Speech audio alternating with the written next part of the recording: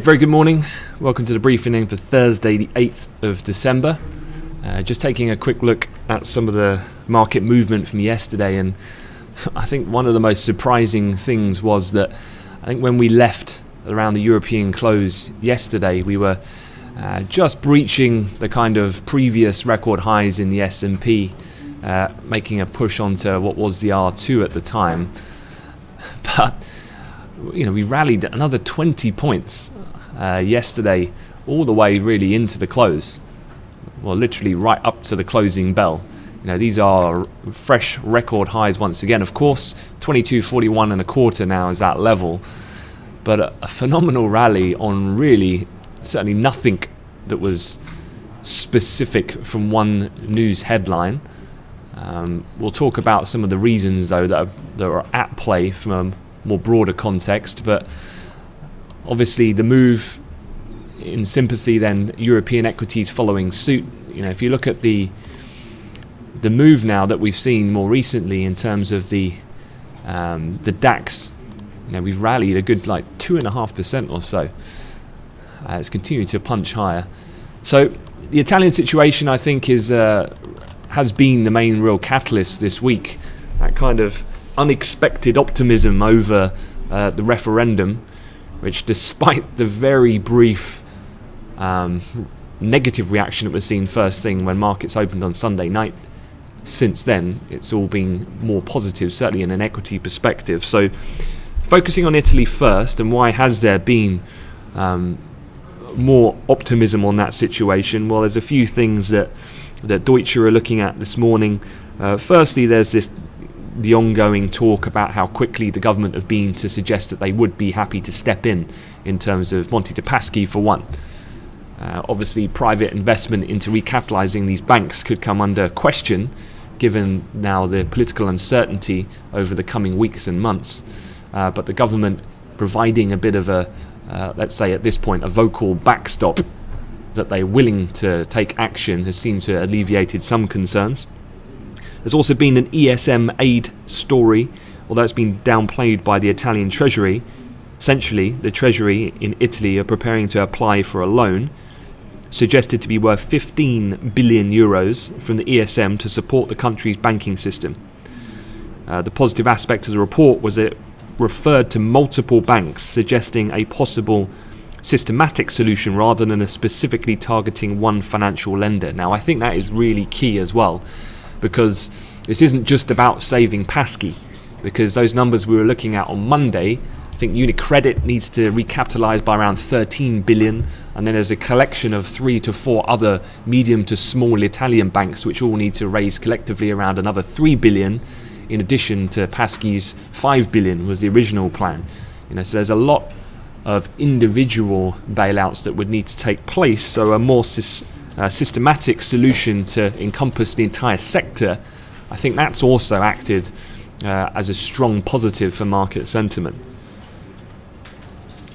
Separately, there's also some focus on an FT report that Italy had requested more time from the ECB's supervisory arm to complete a private recapitalisation. So again, they're kind of the longer that they can have in order for the markets to be calm, people to regain some confidence, that's, I think, more of a positive as well for markets.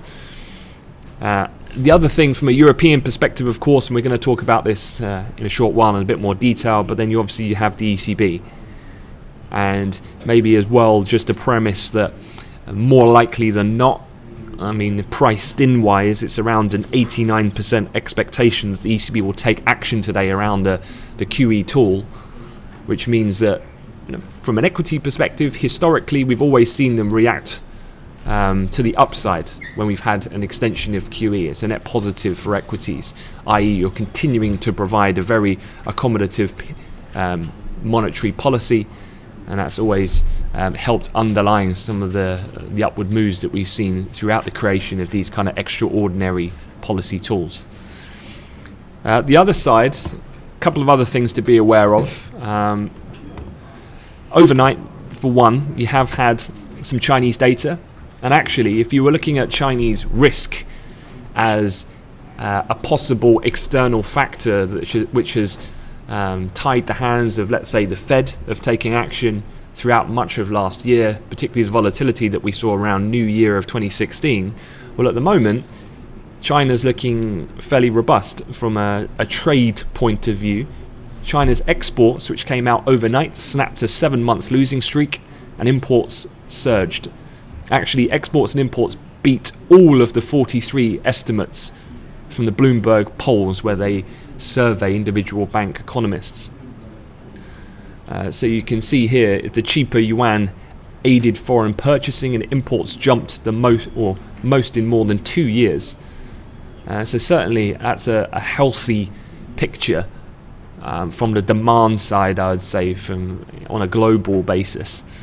But the other big factor, of course, which has been driving these markets, in addition to this kind of renewed sentiment on Italy, is Trump.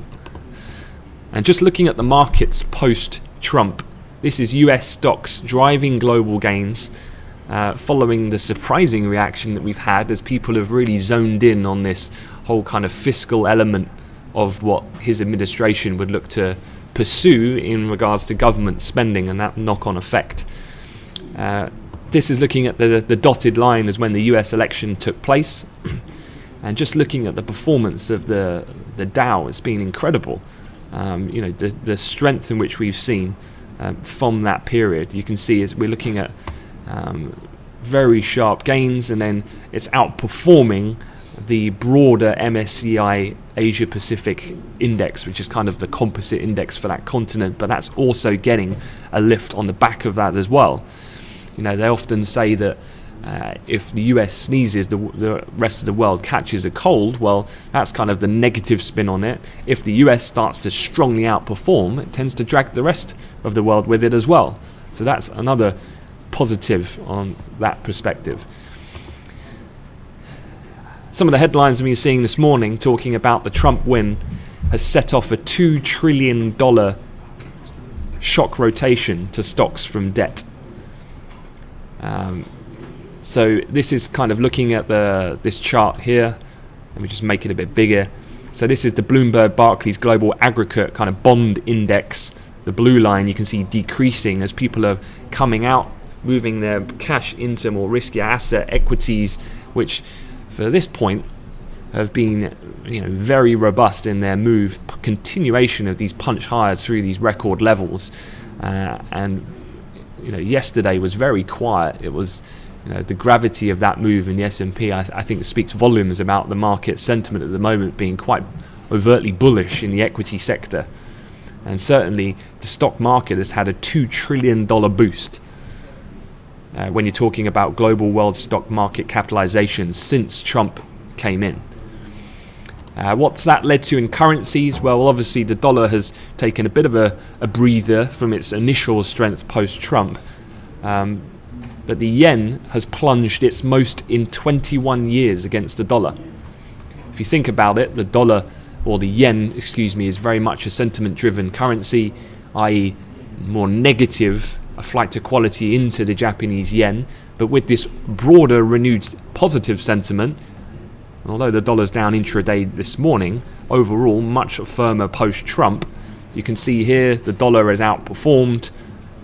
It's been the real the currency thus far, followed by the British pound, which has bounced on some of the turn towards a softer Brexit.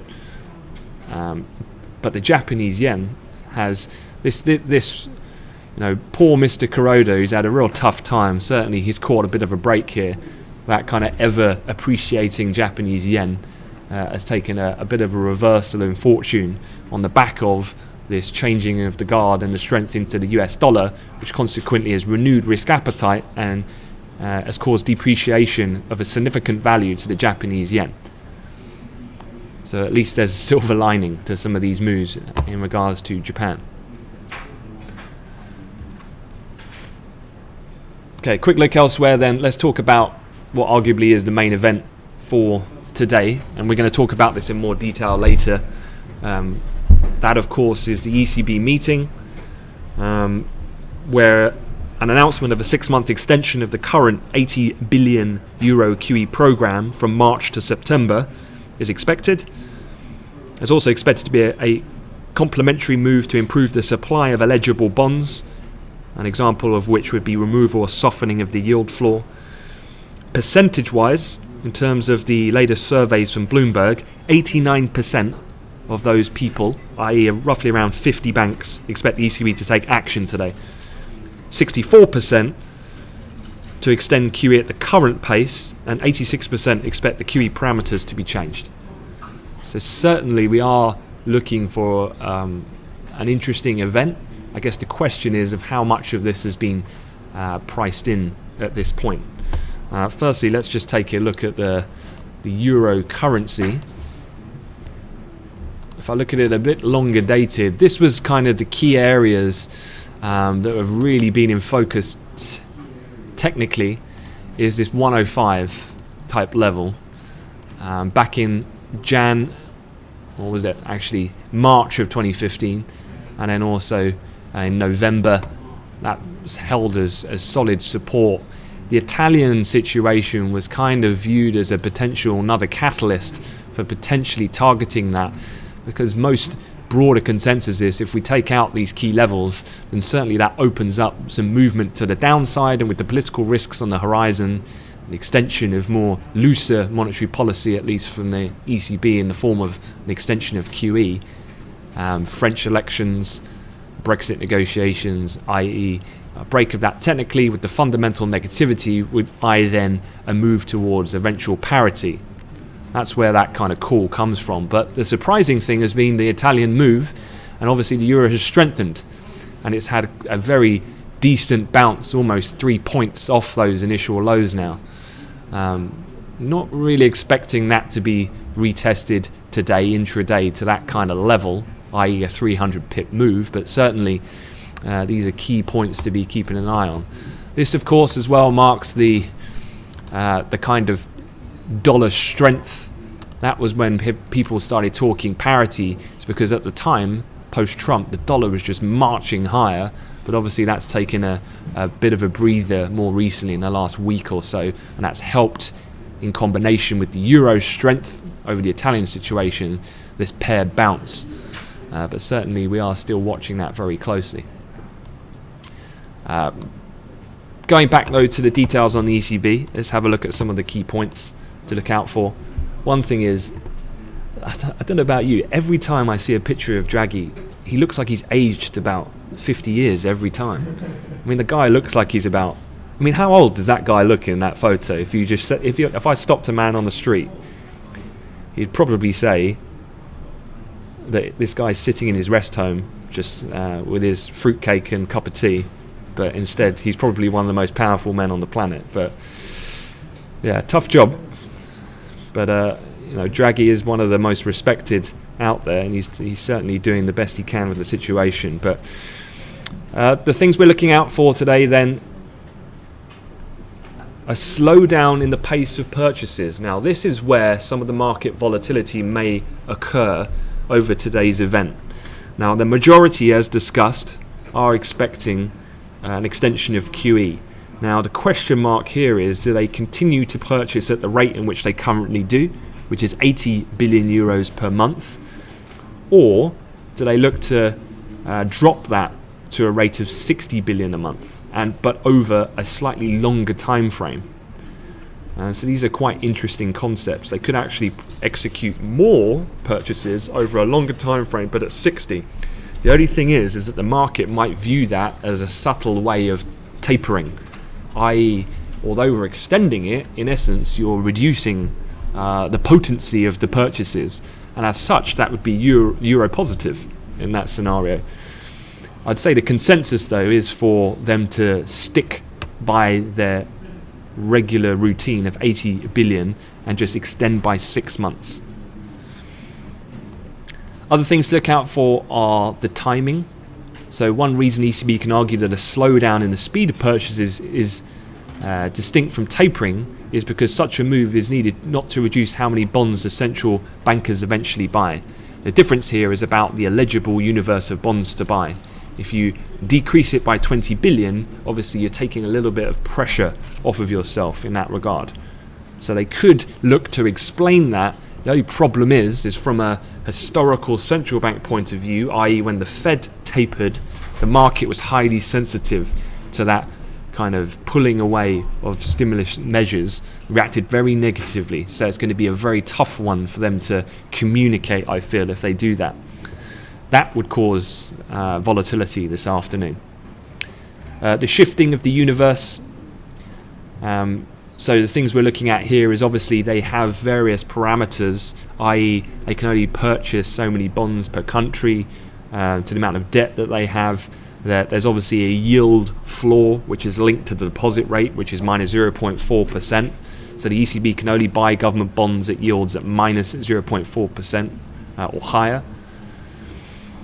Central bankers in Germany must also buy more bonds than their Italian counterparts, since the QE rules stipulate that purchases must be made in proportion to each Eurozone's economy size and population. So despite the fact that Italy has more government debt, obviously the more hawkish members, i.e. Germany, are going to be not very happy about what ultimately any parameter tweak is going to be more beneficial for the periphery, which actually from a market point of view is more positive because that's where the support is required. But from a German point of view, this is more of depreciating returns, I'd say, for them specifically, and you're very much assisting those other countries again indirectly. Hence they'll have a bit of a pushback from the hawks. The other thing today, obviously in the Q&A, he's going to be questioned, I would say, a lot about Italy, the situation, the recapitalisation of the banks, how that situation, the political impasse, is going to affect the ECB's policy thinking over the medium to long term. The other thing as well is the economic forecasts. So in addition to the regular pattern of the rate decision, the QE decision, the press conference, you also get the economic projections from the ECB. Now, with these are going to be interesting because the ECB will also publish updated growth inflation forecasts which include the first outlook for 2019. Now, one of the things here that's been apparent from some of these charts I've been looking at this morning is that inflation is gradually heading in the right direction, but it's still very slow creep up and still very far from the ECB's target rate.